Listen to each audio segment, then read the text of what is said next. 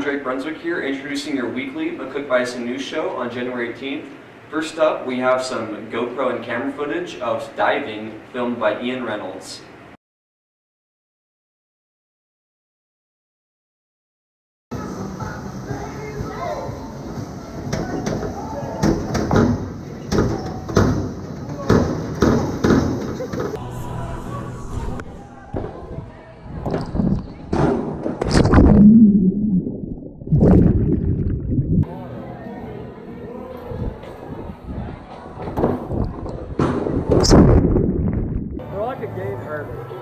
What are you doing? First dive half twist. Oh, heck yeah!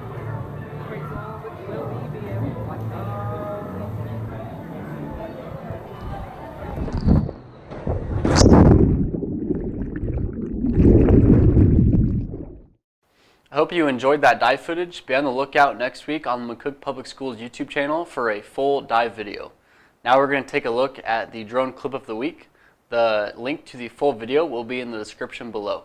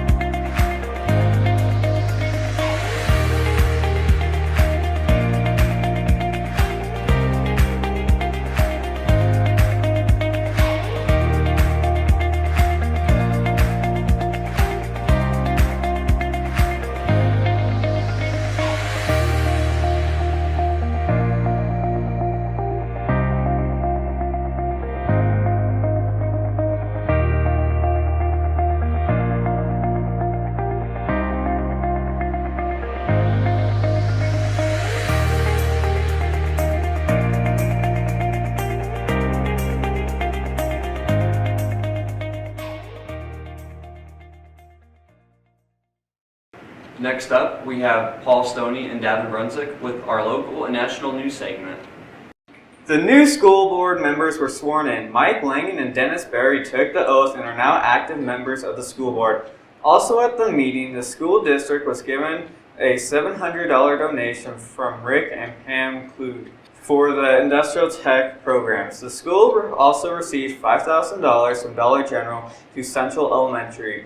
School Board President Tom Breivik, as well as Superintendent Norgard, are extremely grateful for the public's generosity. On January 15th was the anniversary of the Miracle on the Hudson, where a passenger plane was forced to take a crash landing into the Hudson River due to a flock of birds that flew into the engines, disabling both of them. All 153 passengers and crew members were rescued alive and brought back to land. And that is your news segment for this week. Now for your miscellaneous news. There was a Chinese young man who is now bedridden for life because he sold his kidney to the black market so he could buy the latest Apple products. Wang Senkung was 17 years old at the time when he made his bad decision. Shortly after the illegal surgery, he suffered from a decreased level of kidney function. Why do I need a second kidney? One is enough, he said to reporters at the time. He now lies in bed and relies on dialysis to survive from his kidney failure. 9 people were arrested in the connection to his surgery, and 5, including the surgeons, were put into jail in 2012. He wanted the iPhone and iPad to show off to his friends. His family lived in one of China's poorest provinces and could not afford the Apple products, so he had the surgery to get what he wanted. Next up is Nick Wolvin with the weather segment of this broadcast. Hi, my name is Nick Wolvin here with your weather broadcast for the week of Monday, January 21st. For Monday, January 21st, it'll be partly cloudy and sunny with a low of 20 and a high of 38. For Tuesday, January 22nd, it'll be snowy and windy with a low of 16 and a high of 29. For Wednesday, January 23rd, it'll be mostly sunny with a low of 25 and a high of 38. For Thursday, it'll be partly cloudy with a low of 19 and a high of 35. For Friday, it'll be partly cloudy as well with a low of 21 and a high of 34. And finally, on Saturday, it'll be mostly sunny with 22-degree low and a 38-degree high. This has been your weather forecast from Cook Bison TV. Now, we have Landon Towne and Ethan Hicks with the sports segment, showing you the past week's sports results. Hi, I'm Landon Towne, and I'm here with your wrestling and basketball section.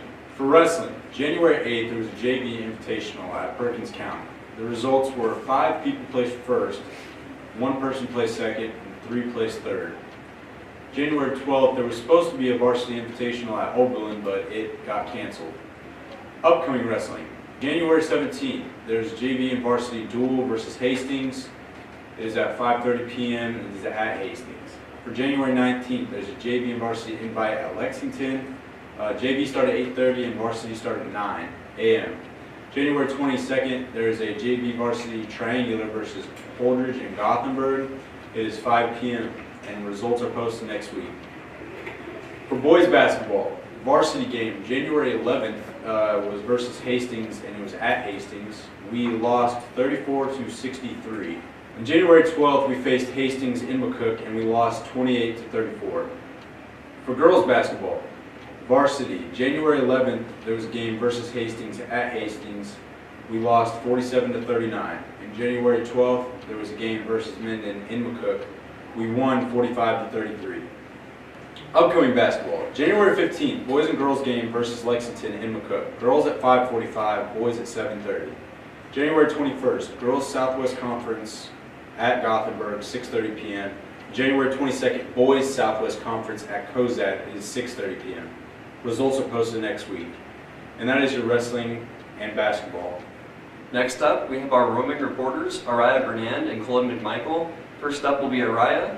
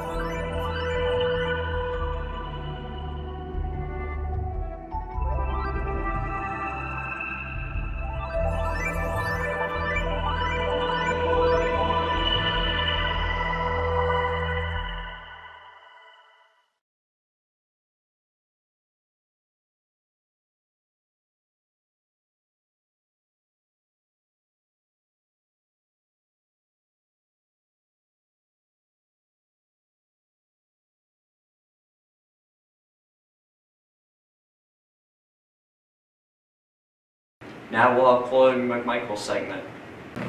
I'm Chloe McMichael reporting from Cook Bison TV, and I'm here with Thomas Wyatt. Hey.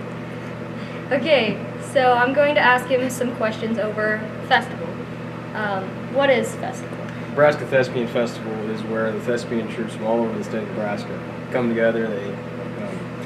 They do workshops, they compete in tech theater, and they have improv teams. They're just competing against each other.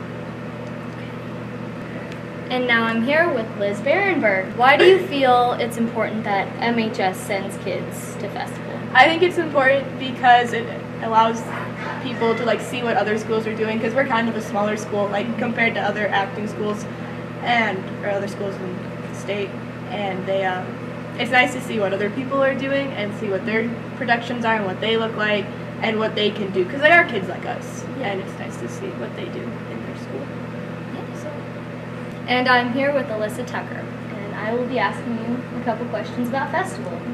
Why do you feel it's important that MHS sends students to festival? I think it's important because it's just a chance for us to get out and learn more about theater, and we kind of need that, so it's just a fun time to learn more about what you love to do. And I'm here with Erica Hoyt, and I will be asking you some questions. Okay. Why do you feel that it's important that MHS sends kids to festival? Well, I think it's important because I think definitely for thespians that it gives them a new experience that sometimes, especially the new kids, the first time they experience it, it's something awesome because there's all these different things that you can learn from it. And I don't know, I guess it's just a new experience. You don't even have to be a thespian to do it.